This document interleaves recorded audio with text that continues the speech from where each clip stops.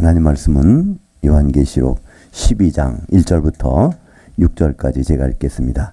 하늘에 큰 이적이 보이니 해를 옷 입은 한 여자가 있는데 그녀의 발들 아래에는 달이 있고 그녀의 머리에는 12별들이 면류관을 썼더라. 이 여자가 아이를 베어 해산하게 되매 아파서 애를 쓰며 부르짖더라. 하늘에 또 다른 이적이 보이니 보라, 한 큰 붉은 용이 있어 머리가 7이요 뿔이 10이라. 그 여러 머리에 7 왕관들이 있는데 그 꼬리가 하늘의 별 3분의 1을 끌어다가 땅에 던지더라.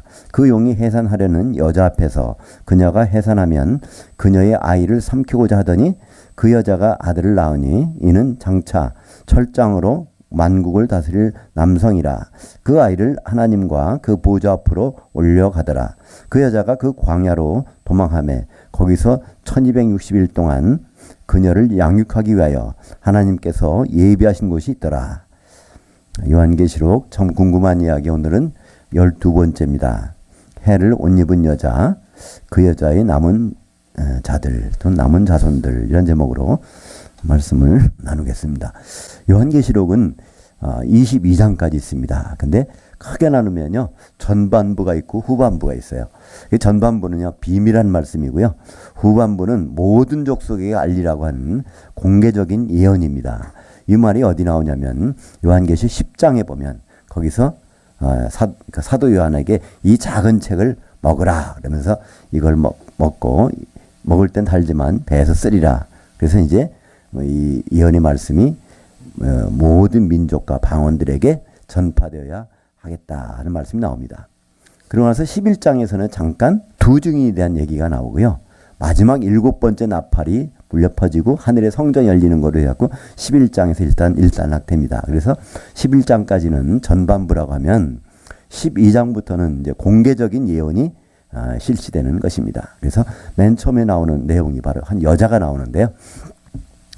성경 전체적으로 그렇지만 요한계시록에서도 여자 하면 그것은 교회를 나타냅니다. 요한계시록에서 교회를 나타내는 그 단어가 세 가지가 나오는데요. 땅이 교회고, 여자가 교회고, 그리고 또 앞으로 여기 이제 광야로 도망하면서 거기서 양육받는다 하는 그 광야가 또한 교회로 나옵니다. 그래서 이 세 가지는 우리가 어떻게 교회가 교회한테 가서 양육을 받는가? 이상하게 생각될 수도 있는데요.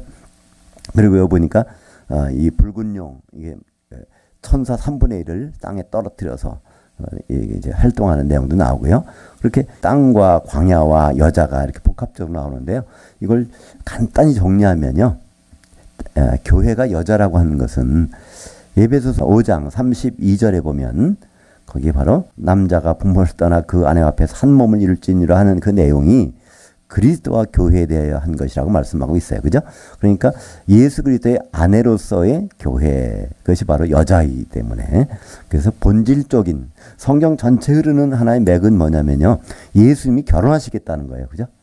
그러니까 결혼하실 신부감이 필요하니까 예수님은 2000년 전에 오셨습니다. 왜요? 피로 신부를 마련하기 위해서. 그러니까 우리는 예수님이 피를 힘입어서 이제 한 몸이 되면 예수님 오셔서 우리와 결혼하게 되는 것이죠.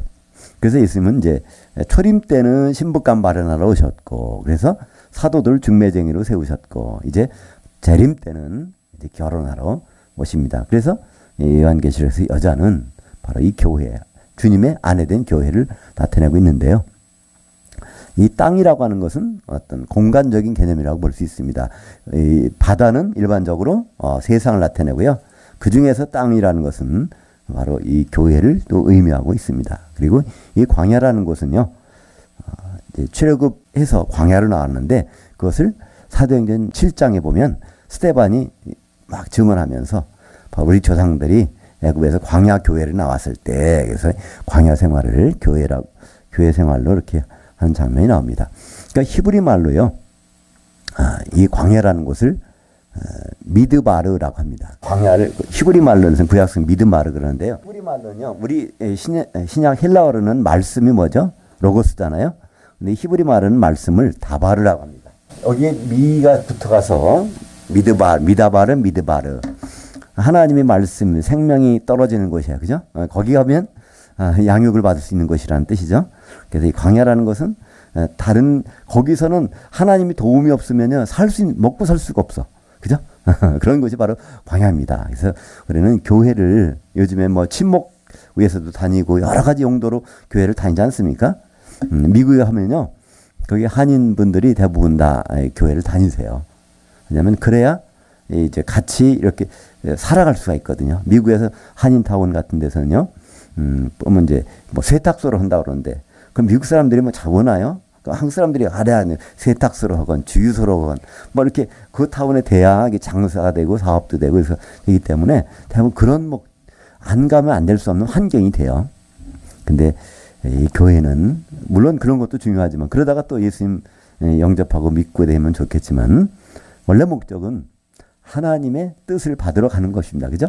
이 세상의 양식으로 내가 아무리 먹어도 뭐가 갈급한 게 있단 말이에요. 그죠? 그럼 하나님이 주신 양식을 먹어야 되니까. 그죠? 그 하나님 양식이 떨어지는 것. 그것이 바로 이제 교회가 되는 것이죠. 오늘 그래서 여기에 요한계시록 12장 나오는 해를 옷 입은 여자가 나옵니다. 근데 이게 누굴까요? 그전에는 이걸 누구라고 보냐면요. 여기 이제 여자한테서 사내 아이가 나왔는데 사내 아이가 하늘로 올라갔다 그러니까 그게 이제 예수님이라고 보고 이 여자를 유대인들 또는 이스라엘 사회라고 보기도 했습니다. 그러나 그는 여기에 맞지 않은 얘기고요. 해를 옷 입었다 그러면 해가 누군지를 우리는 생각해 봐야 됩니다. 성경에서 빛으로 나타나신 분, 바로 예수님입니다. 예수 그리스도. 마태복음 17장 2절 같이 읽죠. 그들 앞에서 변형되사 그의 얼굴이 해같이 빛나며 옷이 빛과 같이 휘어졌더라. 이것은 마태복음에서 교회에 대해서 말씀하시고, 그죠? 베드로에게 하면서 너는 이제 베드로라 내 이 반석에 교회를 세우겠다 그렇게 하긴 하는데 사실 베드로가 믿음이 있었을까요? 전혀 믿음이 없던 사람이에요. 근데 왜 칭찬받았죠? 이를 내게 알게 하니는 바로 하늘에 계신 내 아버지시니라. 그때 뭐라고 그랬죠? 사람들 그냥 선지자라고 그러는데 베드로는 아니요. 주님은 바로 그 그리스도라는 거예요. 그 그리스도. 그때 그리스도라는 것은요. 제물 되실, 피 흘려서 죽으실 바로 그리스도라는 뜻입니다. 딴 사람들은 선지자 그리스도라고 알고 있는데 베드로는 그 순간에 바로 제물 되신 그 그리스도십니다. 그러니까 예수님 그 말씀 받아가지고 마태복음 16장 21절에 그때서야 비로소 예수께서 예루살렘에 가서 장로들 곧 대제사장들 서기관들에게 많은 권한받고 죽고 3일 만에 살아나게 되겠다. 처음으로 자기가 그리스도인 것을 밝히는데 아무한테 얘기하지 말라고 그러십니다. 그죠? 그러니까 일반적인 그리스도, 선지자 그리스도 같으면은 괜찮은데 특별히 베드로는요. 그 그리스도라고 제물 되실 그리스도라고 한 거예요. 근데 그 자기 실력이 아니란 말이에요. 예수님 말씀하시죠. 마태복음 16장 17절에 이를 내게 알게 하니는 혈육이 아니요 하늘에 계신 내 아버지시니라. 근데 우리말 번역은요. 이게 내게 알게 하니는 이렇게 번역돼서 그냥 싱겁게 됐어요. 거기 단어는 계시라는 것입니다. 이걸 너한테 계시해 준 분은 바로 하나님 아버지가 계시해 주셔서 지금 순간에 그렇게 얘기하는 거예요. 그러니까 그 실력, 베드로의 실력이 아니라는 거예요. 그 순간에 바로 예수님 누구라는 것을 사도들이 알 수 있도록 베드로를 사용하셔서 그렇게 고백하게 했다는 거죠. 그것이 금방 들통나지 않습니까? 조금 지나니까 베드로가 뭐라 그래요? 주여 그런 일이 있어서 안 됩니다 그러잖아요. 지금 죽으러 간다니까 그런 일이 있어서는 안 된다는 거예요. 그러니까 자기 실력이 드러나는 거예요. 그러니까 원래 믿음이 좋아가지고 그리스도로 고백한 게 아니라는 것을 거기서 증명하고 있다는 것을 누가 밝혀줬어요? 마태가. 그죠? 마태가 기록으로 남겨놨어. 그죠? 베드로는 원래 그런 게 아니라 그 순간에 계시가 임해가지고 탁 했던 것 뿐이지 그게 아니라고 말씀하고 있죠. 그래서 다시 한번. 그러니까 이 사도들의 생각은 예수님을 인정하긴 하지만 아주 모세나 엘리야 정도 수준으로 이렇게 생각했던 거예요. 근데 하나님은 그거를 지워버리려고 그래요. 엘리야, 모세, 다 구약 성경을 찬상을 없애버리려고 하는 거예요. 그래서 이제 변화산으로 데리고 올라가죠. 그죠? 베드로와 야고보, 요한. 그래서 거기서 뭐가 나타납니까? 모세와 엘리야가 나타나는데 베드로가 거기서 아니나 다를까 그러죠? 예수님을 평가하는 거야. 아, 예수님이 진짜네. 베드로하고 엘리야하고 모세 수준이 되는가 봐. 내가 초막 셋을 지으니까 주님 여기서 사십시다. 그러니까 예수님을 모세하고 엘리야 수준에 자기 딴을 올려놓은 거예요. 그죠? 그랬더니 갑자기 없어져 버려요. 그죠? 모세와 엘리야가. 그리고 너희는 저희 말만 들으라. 그래서 예수님만 딱 남았단 말이에요. 그때 예수님 모습이 변화된 모습이에요. 그게 부활의 모습. 그러니까 보통 몸이 아니라 그 자리에서 영광스러운 모습으로 순간적으로 변해가지고 그 모습. 그게 이제 우리도 변화되면 그런 모습으로 되죠. 해같이 빛나는 그런 모습으로 변화된 그 똑같은 모습을 요한계시록 1장 16절에 그래서 나타나고 계십니다. 그러니까 이게 부활해서 올라가 승천하셨던 분이 이제 공중으로 나타나셨을 때 거기에 모습이에요. 요한계시록 1장 16절을 볼까요? 그 오른손에 7별들이 있고 그 입에서 좌우에 날선 검이 나오고 그의 얼굴은 해가 힘있게 비치는 것 같더라. 똑같이 변화산에서 그 잠깐 보셨던 그분이 부활하신 예수님이었고 이것이 바로 공중으로 재림하신 그분의 모습이라는 것을 알 수 있습니다. 그래서 이 해가 둘렸다는 것은 바로 예수님으로 그리스도로 옷 입었다는 얘기죠. 그죠? 자기 주위에 딱 둘러 있어. 그건 바로 옷을 입은 거나 똑같이 되는 것이죠. 그러니까 해를 옷 입은 여자, 이 여자는 그리스도로 옷 입었어요. 그럼 그리스도로 옷 입었다는 것은 2번 볼까요? 우선 달에 대해서 나중에 보고 마태복음 22장 12절 그거는 이제 혼인잔치가 벌어졌을 때 예복 안 입은 사람 쫓겨나는 장면이 나와요. 그죠? 그 예복이 과연 무엇일까? 예수님과 결혼하는데 예복. 그것은 로마서 13장 14절 같이 읽겠습니다. 오직 주 예수 그리스도로 옷 입고 정욕을 위하여 육신의 일을 도모하지 말라. 우리가 입을 단 한 벌의 옷이 있어요. 이거는 한 벌밖에 없어. 근데 우리가 그 속에 들어가야 되는 거예요. 그죠? 똑같은 말씀이 있습니다. 그럼 이 한 벌의 옷을 어떻게 입을 수 있을까요? 방법이 나와요. 성경은 너무 친절합니다. 갈라디아서 3장 27절 같이 읽죠. 누구든지 그리스도와 합하기 위해서 세례를 받은 자는 그리스도로 옷 입었느니라. 그러니까 이 세례는 물 세례가 아닙니다. 성령 세례죠. 그러니까 성령의 세례는 잠긴다는 거예요. 성령에 잠겨 있으면 그것이 바로 예수님의 그리스도로 옷 입은 거라는 거예요. 해로 옷 입은 여자처럼 우리가 입고 있다는 것입니다. 이것이 바로 성령이고 이것은 기름입니다. 그죠? 그래서 주님을 만나러 갈 때는 반드시 이 기름을 갖고 가야 돼요. 그래야 나중에 그 기름이 속에서 같이 들어가서 있는 한 세마포 옷으로 들어가 있는 그 모습이 요한계시록 19장 7절 하반절에 나옵니다. 같이 읽죠. 어린 양이 혼인날이 이르렀고 그의 아내가 자신을 준비하였으므로 그녀에게 빛나고 깨끗한 세마포 옷을 입도록 허락하셨으니 이 세마포는 성도들의 의로운 행실들이 이러다 하더라. 성도들의 의롭다는 것은 예수님의 피에 씻겨진 성도들이 거기에 성도들이 복수입니다. 그죠? 근데 이 세마포 옷은 단수예요. 한 세마포, 한 벌의 세마포 옷. 그러니까 말하자면 신부의 뭐라고 그러죠? 면사포? 입은 그죠? 한 벌밖에 없어요. 근데 거기에 자세히 보니까 성도들의 의롭게 된 그분의 피로 씻어서 깨끗한 성도들이 한 덩어리가 되어 한 몸을 이룬 마지막 현장이 나타나게 됩니다. 그렇기 때문에 해를 옷 입는 유일한 방법은 성령에 잠기는 것밖에 없고요. 그건 어디서 이루어지냐면요. 주님 만난 다음에 그 다음에 이제 신부실에서 이루어집니다. 그래서 우리가 준비할 거는 꼭 그거밖에 없어요. 기름을 다 준비해야 돼. 그럼 그 기름으로 그냥 한 세마포옷을 입고 있는 그것이 이제 요한계시록 19장 결론으로 나옵니다. 그때 할렐루야 할렐루야 4번이 막 울려 퍼지죠. 성경에서는 유일하게 할렐루야가 거기밖에 안 나옵니다.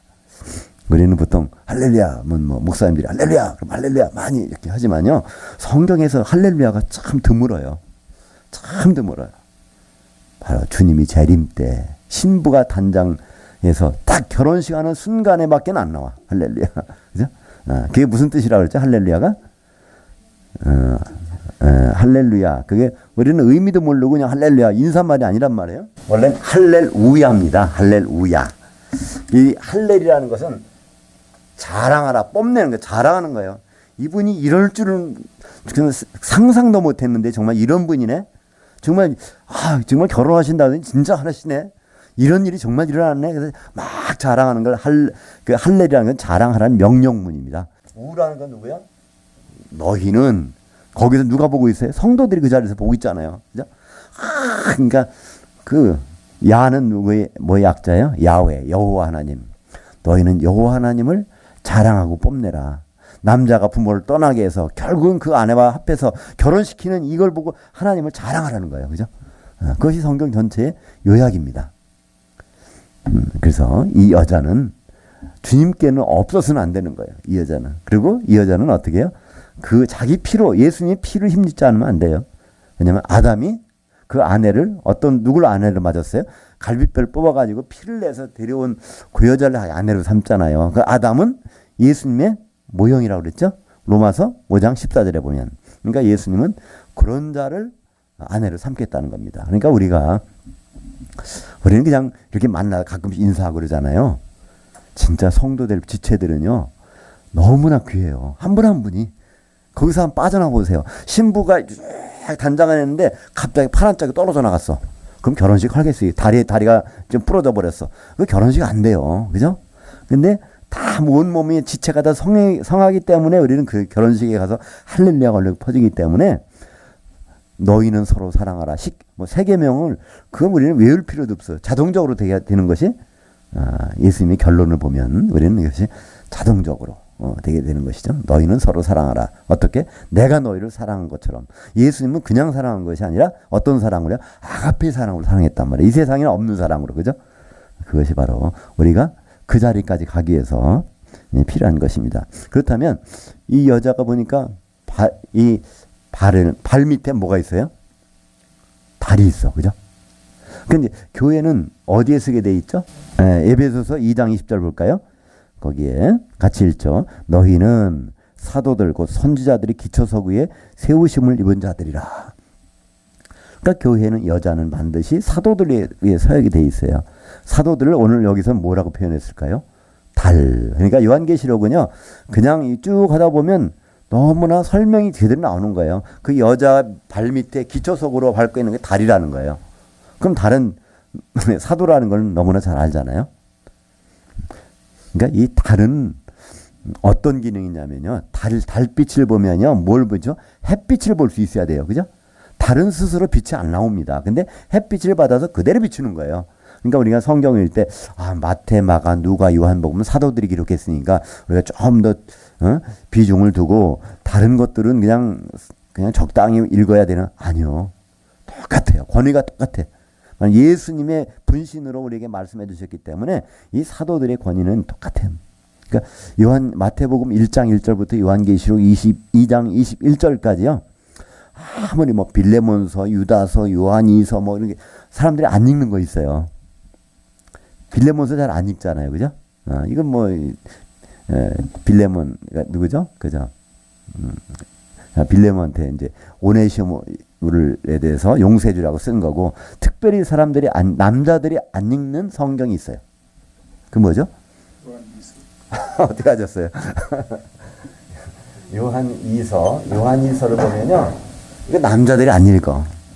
그냥 사도이 아니 부녀들에게 편지한다는 부녀에게 편지하는 거예요. 어떤 여자에게 편지한다는 거예요. 그러니까 난 남자니까 왜 그걸 읽어? 안 읽어요.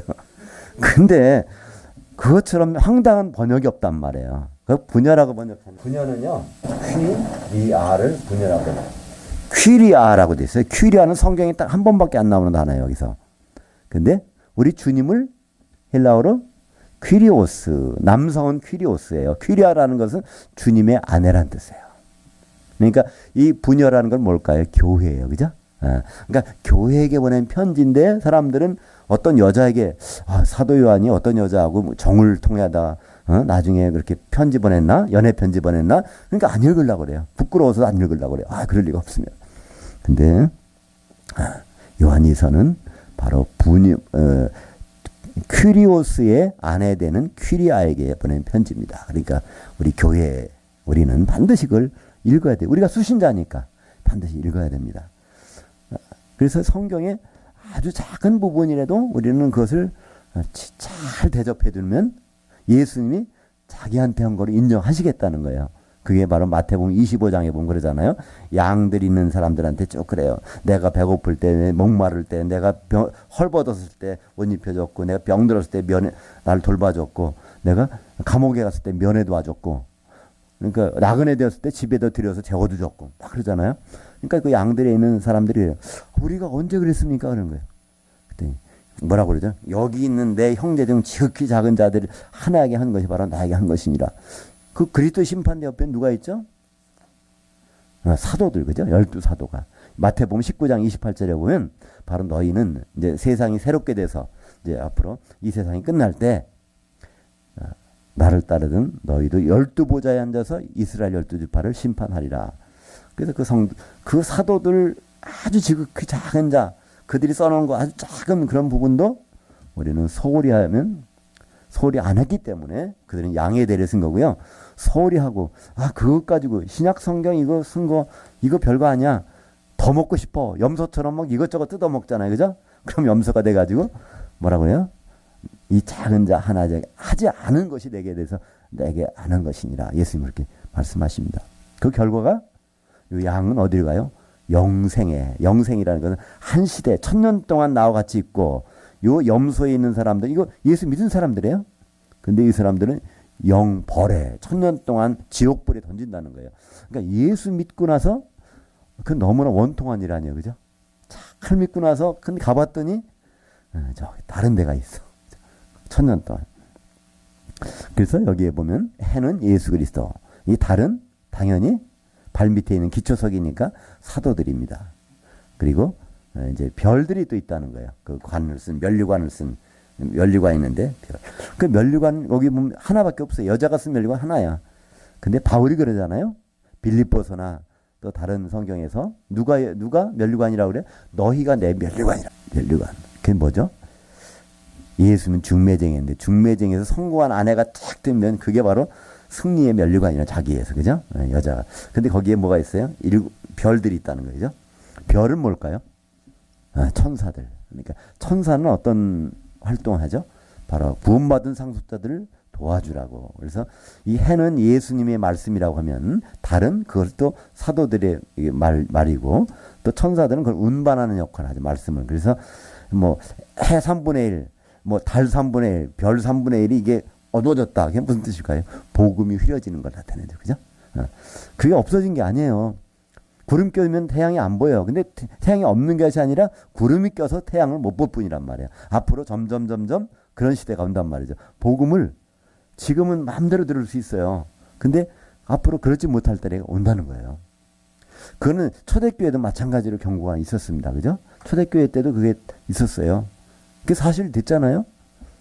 로마 그러니까 이제 국교가 되면서 교황청이 생기고 나면서 그때는요 뭐만 됐죠? 라틴어 성경으로만 성경을 보게 했어요. 다른 성경 못 보게 했어. 그럼 라틴어 성경 읽을 수 있는 사람이 극히 드물었다고요. 사제들도. 왜냐하면 라틴어는 공문서에다가 겨우 쓴 로마 언어였기 때문에 그걸 거의 사람들 일반인은 아예 안 쓰는 언어예요.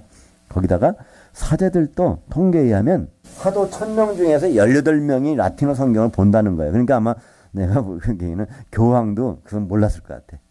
그죠? 혹시 아는 교황이 있을지 모르겠지만 대부분의 교황, 그러니까 1000명 중에 18명이 알 정도면 학자 출신이나 알 수 있을 거잖아요. 근데 학자 출신이 교황 되겠어요? 정치를 잘해야 교황 되지. 그죠?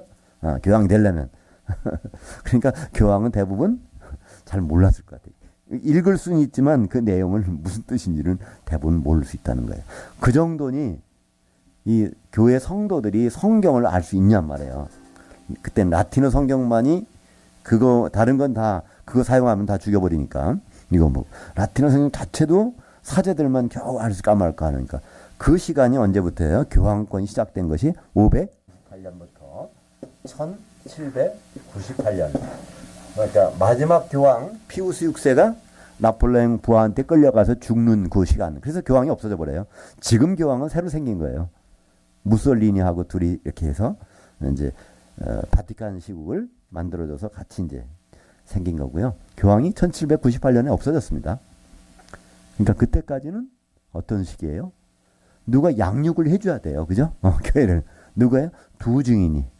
그게 바로 11장에 나오죠. 두 증인이 베옷을 입고 얼마나 열악한 환경이면 그죠? 그래서 1260일을 예언하더라. 그래서 그 예언을 받는 것이 오늘 보니까 6절에 나오죠. 그 여자가 그 광야로 도망하며 거기서 1260일 동안 그녀를 양육하기 위하여 하나님께서 예비하신 곳이 있더라. 그래서 이 광야에서 교회에 특별히 두 증인을 통해서 그 두 증인이라는 것은요. 두 증인 교회인데 그 교회의 성도들을 통해서 명맥을 유지하는 것입니다. 누군지는 하나님이 아시겠죠. 그러나 그 복음이 없어지지 않고 지금 우리가 사용할 수 있는 정도로 완벽하게 보존이 돼서 우리는 자연스럽게 이걸 읽고 있습니다. 그러나 우리가 지금 이 성경을 읽는 거요. 이거 정말 귀한 겁니다. 왜냐하면 시간이 지나면요. 적그리스도 짐승이 나타나면 그런 거 할 계제가 안 되는 거예요. 지금 열심히 읽어두세요. 참 그때 읽고 싶어도 못 읽을 때가 없거든요. 왜냐하면 해 3분의 1, 달 3분의 1, 별 3분의 1 이렇게 뭐 이렇게 해를 당해서 그렇다면 복음이 흐려지거나 그렇지만 완전히 우리가 복부지 못하는 그런 세상이 그런 시대가 올 수가 있다는 것입니다. 근데 오늘 여기 보니까 그러니까 이 여자가 애를 낳았어요. 근데 이제 사내 아이를 낳았는데 낳자마자 이 사탄이 죽이려고 그렇게 했는데 용이 근데 이게 하늘로 올라가는 거예요. 그죠? 어떻게 해볼 수가 없어. 근데 이게 누굴까요? 그러니까 이제 교회는 요한계시록 교회는 7개 교회가 나오는데 오늘은 해를 옷 입은 여자는 한 여자예요. 그러니까 한 여자 속에서 사실 7아이가 나오는데 7아이가 다 7교회란 말이에요. 그죠? 7교회. 그래서 이 여자 속에 7교회가 그 중에서 7교회가 된 쪽에서 뭐가 나와요? 음녀가 나와. 그 중에서. 그리고 음녀가 아닌 사람들이 모여져 가지고 교회가 돼서 결혼식에 들어가는 건데 거기 7교회 중에 첫 번째 사내 아이가 해를 받지 않고 올라가. 7년 환란을 안 당한다는 거예요. 요한계시록 3장 10절 볼까요? 내가 나의 인내의 말씀을 지켰은즉 내가 또한 너를 지켜 시험의 한 시간을 면하게 하리니 이는 장차 온 세상에 임하여 땅에 거하는 자들을 시험할 시간이라. 그러니까 이 7년 이게 요한계시록에서 한 시간은 7년이라고 그랬습니다. 그게 어디 나온다 그랬죠? 17장 12절에 보면요. 짐승이 활동할 수 있는 기간이 한 시간이라고 돼 있어요. 근데 그 짐승이라는 건 적그리스도는 바로 7년 환란 기간에 활동하잖아요. 전 3년 반 정체를 안 드러내고 후 3년 반 정체를 드러내고 그래서 요 7년 동안의 시험을 안 당하는 요 교회가 있다는 거예요. 그러니까 이 사내 아이가 바로 그 이제 올라가 버리잖아요. 그죠? 그래서 그럼 6교회가 남는 거예요. 그러니까 6교회를 둘씩 하면은 3분의 1, 3분의 1, 3분의 1. 그래서 요한계시록은 땅 3분의 1, 뭐 3분의 1 막 해를 당하고 그런 얘기 쭉 나오잖아요. 이게 바로 6교회. 한 교회는 빌라델피아 교회는 거기에 관계가 없으니까 그 2교회를 짝져서 이렇게 나오게 되는 것입니다. 그래서 요한계시록 근데 여기 그 사람이 뭘 한다고 그랬어요? 장차 철장으로 만국을 다스릴 남성이라. 우리말 번역은 남자라고 했는데 남자가 아니라 남성이라는 뜻인데요. 철장으로 만국을 다스려. 이게 원래 누가 하시는 거죠? 예수님 하시는 거잖아요. 그죠? 근데 우리는 천년왕국에는 그리스도와 더불어 왕노릇하는 것은 성도들도 똑같이 한다는 거예요. 그래서 교회해 주시는 말씀이 있습니다. 이기는 자가 되면 이렇게 해주시겠다는 거. 그것이 바로 두아드라 교회 설명하시면서 요한계시록 2장 26절 볼까요? 이기는 자는 곧 끝까지 내일을 주목하는 그에게는 만국을 다스리는 권세를 주리니 그가 철장을 가지고 그들을 다스려 질그릇 깨트리는 것 같이 하리라. 나도 내 아버지께 받은 것이 그러하니라. 예. 근데 여기서 이기는 자라고 그랬어요. 근데 이기는 자가 뭘까요? 마귀하고 싸워가지고 막 이긴다는 뜻일까요? 아닙니다. 성도는 이길 수가 없어요. 전반전에서는 이길 수가 없어. 우린 이길 것 같죠? 하나님 힘입어서 승리하리라. 여기서 보니까 이 인터넷에 들어가 보니까 유튜브 같은 데도 마지막 시대에 우리가 승리하기 위해서는 이렇게 준비해야 된다. 막 우리가 승리를 못해요. 단적으로 요한계시록 13장 7절 누구 한번 찾아보셔서 읽어주시면 고맙겠습니다. 제가 여기 준비를 못했네요. 요한계시록 17장 3절 13장 7절 6절부터 읽으셔도 좋을 것 같아요. 13장 6절과 7절 그까지만 보겠습니다. 그러니까 6절에 보면요. 이제 짐승 이게 적그리스도예요. 그죠? 누굴 비방해요? 어디 있는 사람? 어디 올라간 사람? 하늘에 올라가는. 누가 올라갔어요? 빌라델피아가 올라갔잖아요. 그죠? 전반전에 입 맞아서 해를 안 당하다가 후반전에는 후 3년 반에는 요한계시 14장에 보면 시온산에 올라가 있잖아요. 그죠? 그러니까 그냥 분해가지고 이 빌라델피아 교회 내가 그냥 사내 아이 낳자마자 하려고 그랬는데 그냥 올라가 버렸어. 그랬더니 이제 성도들을 여기서 성도들 싸워서 성도들이 이긴다는 거예요.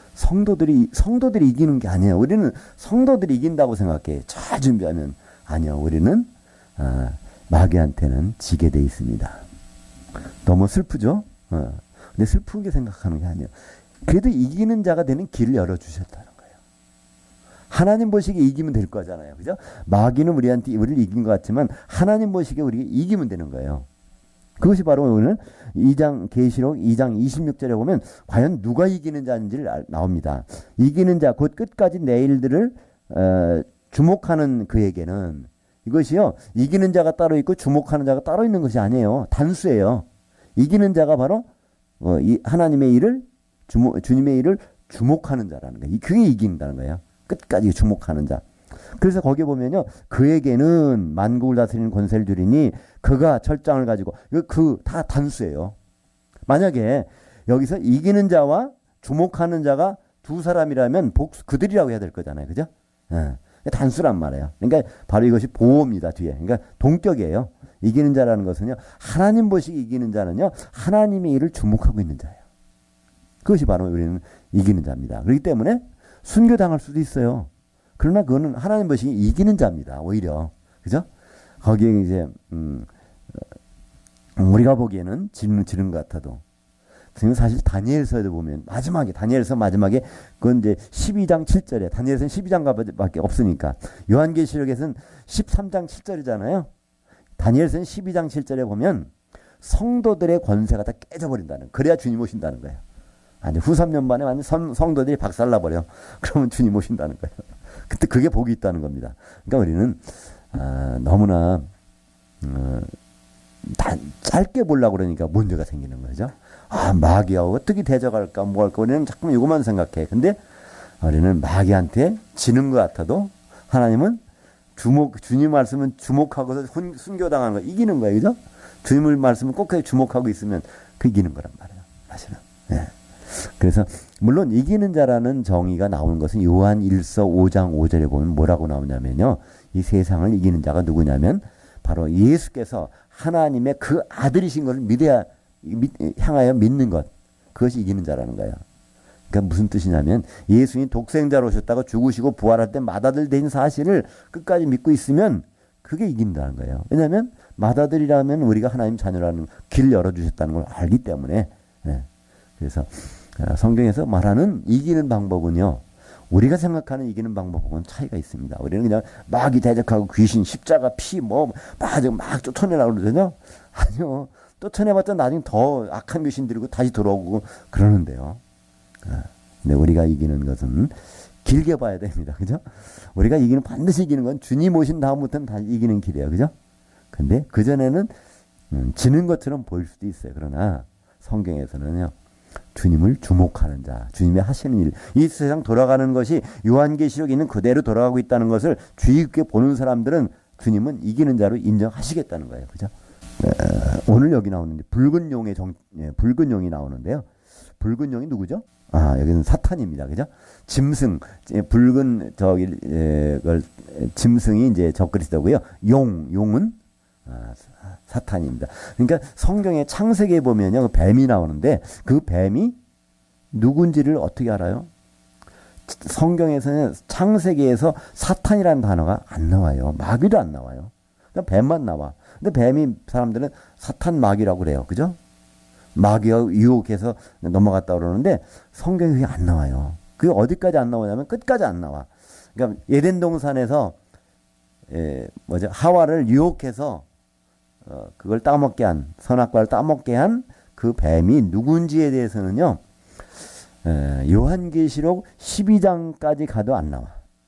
12장 9절에 나온단 말이에요. 거기 처음 등장해요. 그래서 거기에 보니까, 12장 9절, 한번 같이 읽죠, 거기에.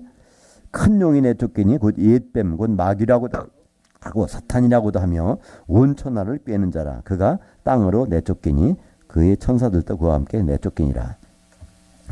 그러니까 이 용, 뱀, 사탄, 마귀 이거는 한 개인데 이름만 다를 뿐이에요. 하는 일 따라서 뱀은 땅을 막 비비고 다니잖아요. 그죠? 용은 공중에서 이거 다녀. 그러니까 용이야. 그죠? 그리고 또 이제 마귀는 왜 마귀예요? 이간시킨 자니까. 사탄은 뭐예요? 반역자, 대적자. 하나님을 대적하는 거. 그게 사탄이잖아요. 베드로 보고 베드로가 그랬잖아요. 주여 예루살렘 가서 죽으면 안 됩니다. 그랬더니 예수님 말해요. 사탄아 물러가라. 바로 하나님의 일을 대적하는 거니까 거기서 사탄이라는 거예요. 그죠? 마귀라고 하는 것은 이간시키는 자고. 근데 또 하나가 중요한 게 있어요. 이것이 바로 마귀는 꾀는 자, 유혹하는 자예요. 하나님은 유혹하시는 분이 아닌데 마귀는 유혹합니다. 꾀는 자예요. 이 장기를 발휘한 것이 어디죠? 창세기 3장 13절에 그 하와가 고백하는 장면을 보세요. 자기가 누구한테 당했는가를 창세기 3장 13절 보죠. 여호와 하나님이 여자에게 이르시되 네가 어찌하여 이렇게 하였느냐. 여자가 이르되 그 뱀이 나를 꾀므로 내가 먹었나이다. 뱀은 뭐 꾀는 거야. 유혹하는 거. 그래서 먹었다는 거예요. 그래서 이 뱀에게는 하나님이 그 벌도 주셨지만은 권리도 주셨어요. 그 뱀이 갖고 있는 권리를 우리는 우습게 보면 안 돼요. 왜냐하면 하나님이 뱀에게 사탄에게 허락한 것을 알아야 내가 당하면서도 이게 언제까지 할 거라는 걸 알으니까 우리 참고 견딜 수가 있는 거지. 그걸 모르면 이해가 안 가단 말이에요. 그죠? 좋으신 하나님은 왜 나를 고생시키실까? 이해가 안 가잖아요. 좋으신 하나님인데. 좋으신 하나님이 세상 사람 다 구원받게 하시지 왜 이렇게 많은 사람들을 지옥불에 던져 놓으실까? 이해가 안 가잖아요. 그죠? 근데 이건 이제 뱀에게 허락하신 권리가 있어요. 창세기 3장 14절 여호와 하나님이 그 뱀에게 이르시되 내가 이렇게 하였으니 내가 모든 가축과 들의 모든 짐승보다 더욱 저주를 받아 배로 다니고 살아있는 동안 티끌을 먹을지니라. 그러니까 뱀에게는 인간의 육체를 공격할 수 있는 권한을, 한시적인 권한을 하나님이 허락하셨어요. 인간의 육체를, 인간의 영이나 혼이 아니라 인간의 육체를 공격할 수 있는, 심지어는 죽일 수도 있어요. 그걸 허락하셨단 말이에요. 그 대표적인 예가 욥 아닙니까? 그죠? 욥의 경우에 다 누구한테 당해요? 이 사탄한테, 마귀한테 그런 일을 당한단 말이죠. 그러니까 여기서는 티끌을 먹을지니라. 이 티끌이란 말이 이제 그러면서 하신 말씀이 창세기 3장 19절 같이 읽어보죠. 내가 흙으로 돌아갈 때까지 얼굴에 땀을 흘려야 먹을 것을 먹으리니 내가 그것에서 취함을 입었음이라. 너는 티끌이니 티끌로 들어갈 것이니라. 이건 바로 아담이 입고 있는 혼의 몸입니다. 우리도 이런 몸을 갖고 있어요. 이거 티끌로 들어가는데 누구 밥이에요? 마귀 밥이 되는 거예요. 결국은 공격은. 그러나 이 속에 들어가 있는 우리의 영과 혼은 빠져나가서 다시 영의 몸을 입는데 그거는 그들이 건드릴 수가 없어요. 그래서 예수님이 이렇게 말씀하세요. 마태복음 10장 28절 몸은 죽여도 혼은 능히 죽이지 못하는 자들을 두려워하지 말고 오직 몸과 혼을 능히 지옥에 멸할 수 있는 이를 두려워하라. 그러니까 몸을 죽일 수까지 있다는 거예요. 어떤 몸? 이런 몸이요. 아담 때부터 입고 있는 이런 몸은 죽일 수도 있어요. 누가? 마귀가. 근데 혼은 어떠지 못해. 왜냐하면 혼은 빠져나가요. 죽여도 혼은 빠져나가. 혼을 죽일 수는 없어. 영혼이 빠져나가요. 근데 이 혼도 지옥에 던지신다. 누가? 그것도 몸과 혼을 같이 던져. 근데 그 몸은 어떤 몸이에요? 영의 몸이죠. 왜냐하면 우리가 그리스도 심판대까지 갈 때는 주님 오신 다음에 이런 몸으로 못 올라가고 영의 몸으로 올라가요. 그러니까 영의 몸은요, 이 벽도 뚫고 다녀. 그죠? 예수님은 영의 몸으로 부활하셨잖아요. 그러니까 제자들이 무서워가지고 문 걸어 잠고 있는데 그 속에 들어오셨어. 우리도 이제 부활하게 되면 그런 몸을 입는단 말이에요. 근데 그런 몸을 입고 그런 몸으로 올라갔어. 근데 거기서 지옥에 던지실 수 있다는 거예요. 그잖아요. 여기 보니까 다른 사람 던지는 것이 아니에요. 불신자라면 아예 올라가지도 못하잖아요. 그죠? 근데 올라가서 그걸 지옥에서 멸할 수 있는 분을 두려워라. 근데 우리는 그걸 남의 얘기처럼 알아요. 예수 믿으면 천국 가고요. 안 믿으면 지옥 갑니다. 남의 일로 생각해요. 지옥을. 근데 여기서는요. 지옥은 남의 일이 아니라 예수 믿는 사람들이 영의 몸을 입고 공중까지 올라갔을 때 그때 기름 준비 안 된 자가 가는 곳이 지옥. 그건 예수의 말씀이잖아요. 그죠? 마태복음 10장 28. 우리가 이제 요한계시를 보면서 이제 전 3년반과 후 3년반으로 앞으로 7년을 나눠지는데요.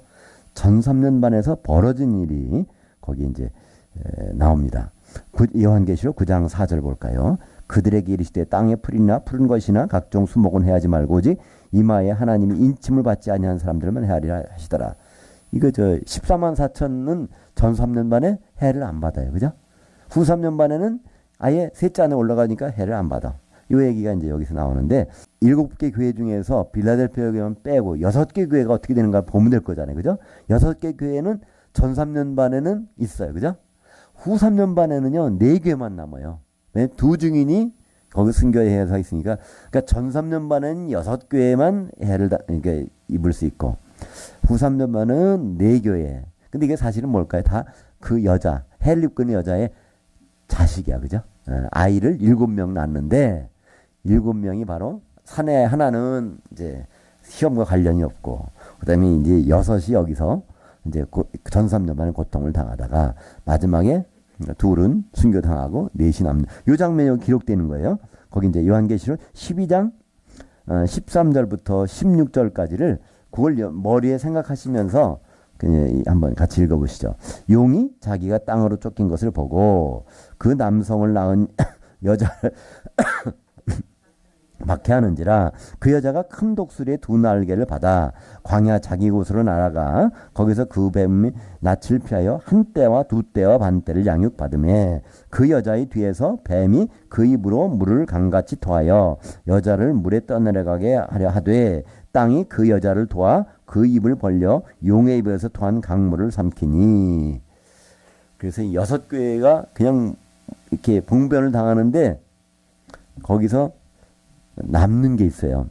그것이 이제 그 7번으로 가보면요. 7번이 아니라 그 7번에 요한계시 12장 17절 볼까요?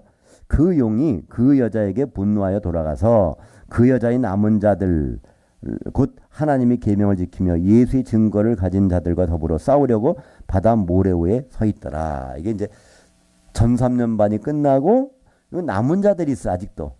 그러니까 두 증인이 이제 여기서 죽었는데 순교당했는데 여기서 물이 확 내려가지고 갑자기 죽어버렸어요. 근데 그거를 물을 흡수해서 4명은 4교회는 살아남았고 두 증인은 이제 순교당했다가 3일 반 후에 벌떡 일어나가지고 이제 올라가잖아요. 그 내용들이 여기에서 나오는 것이죠.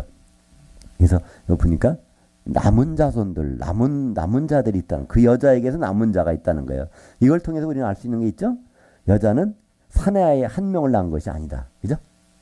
여기 보니까 이미 큰 물이 나와서 사람이 죽었는데도 아직도 남은 자가 있어. 그죠?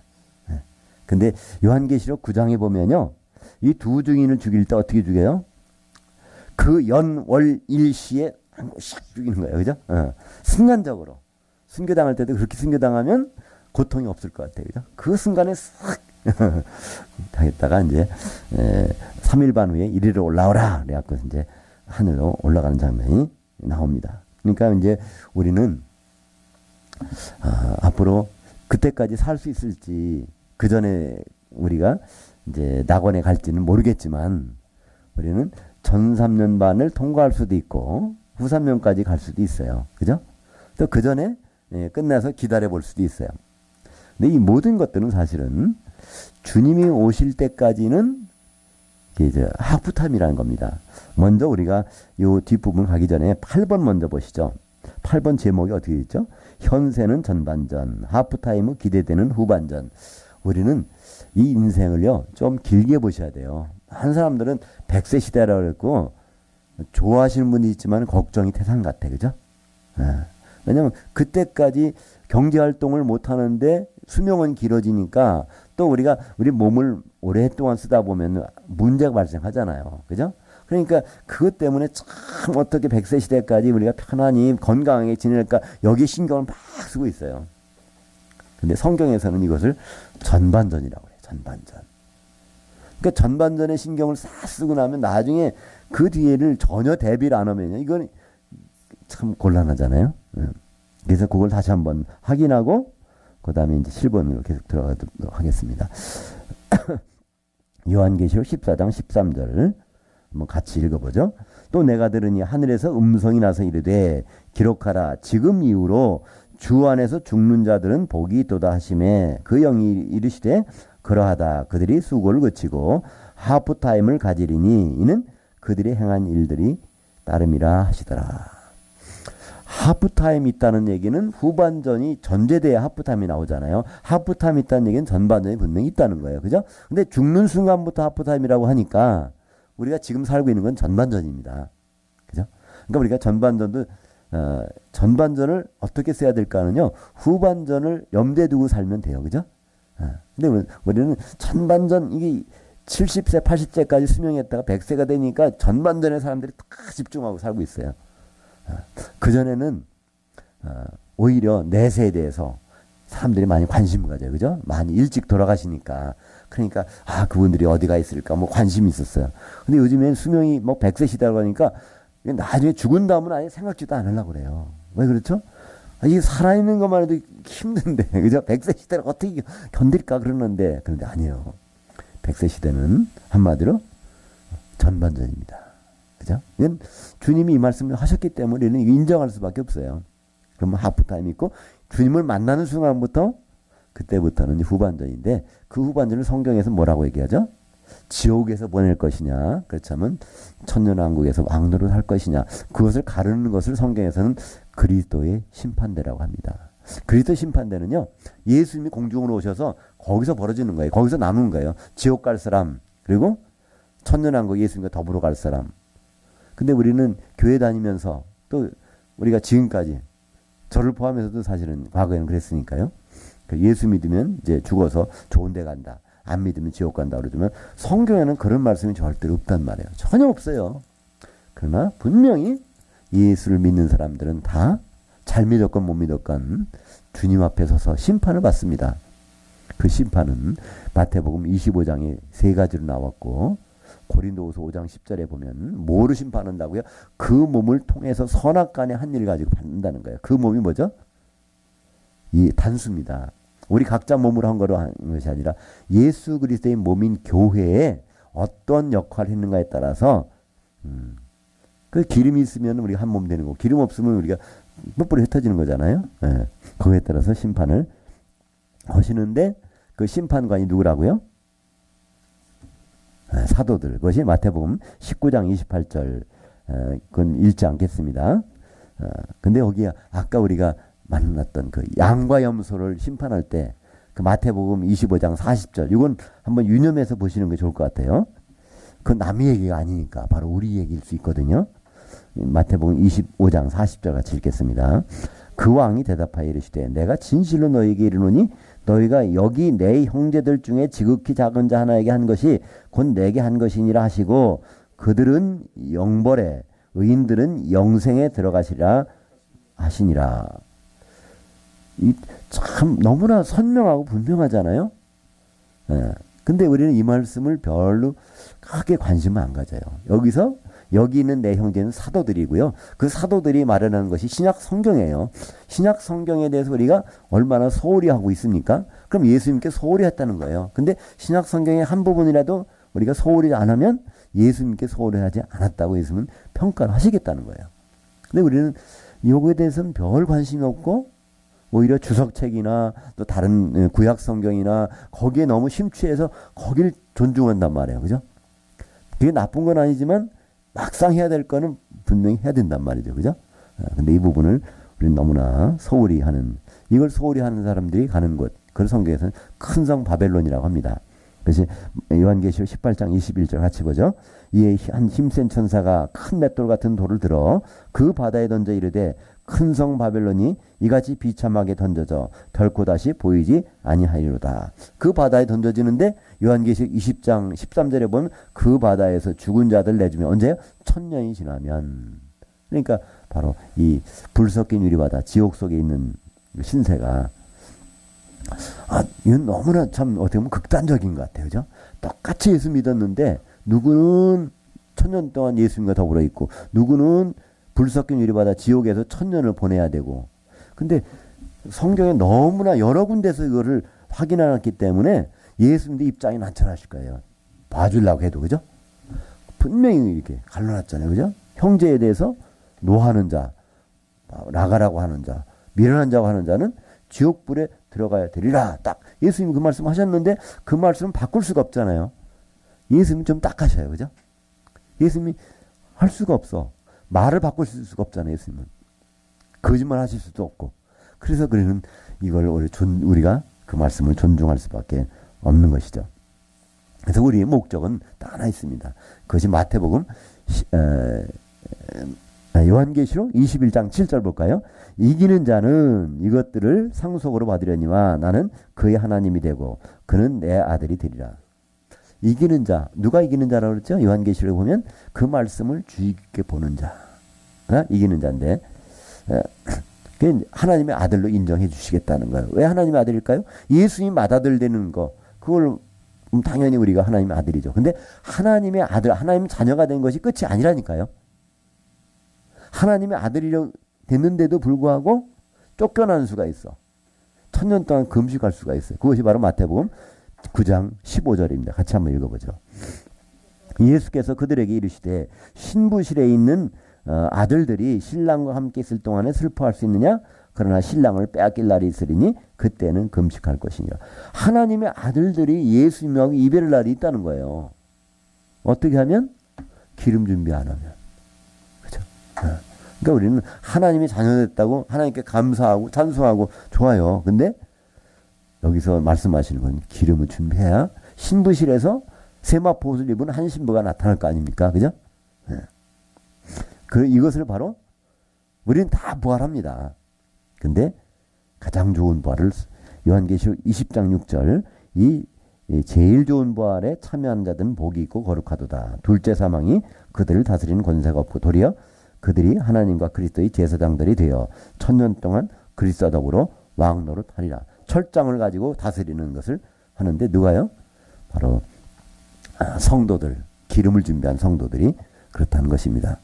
우리는 하나님의 일들을 너무나 대충대충 보는 수가 있어요. 그죠? 근데 대충대충 보는 것보다는 우리가 꼼꼼히 볼 필요가 있습니다. 왜냐하면 그게 또 어렵진 않아요. 마태복음부터 요한계시록까지 그거 소소책 읽듯이 하면요. 그 며칠 안 걸릴걸요? 근데 우리는 그렇게 주님은 귀하게 여기셨는데, 그죠? 우리는 그것을 좀 소홀히 할 때가 저부터도 있는 것 같습니다. 해를 옷 입은 여자, 그에게서 7 아이들이 나오고 그 아들이 7 교회가 되어서 끝까지 가면 좋은데 거기서 붉은 자색 옷을 입은 큰 음녀가 나타날 수 있다. 오히려 그게 더 많다는 거예요. 그죠? 이건 바로 큰 성 바벨론, 결국은 어디로 가죠? 불 섞인 유리바다에 던져지게 됩니다. 우리가 교회, 세상 예수 안 믿는 분을 봐도 참 안타까운데 예수 믿는 분들을 보면 우리는 더 안타까울 수가 있어요. 왜냐하면 그런 해를 옷 입은 여자로 보존되어야 되는데 해를 옷 입기 싫어.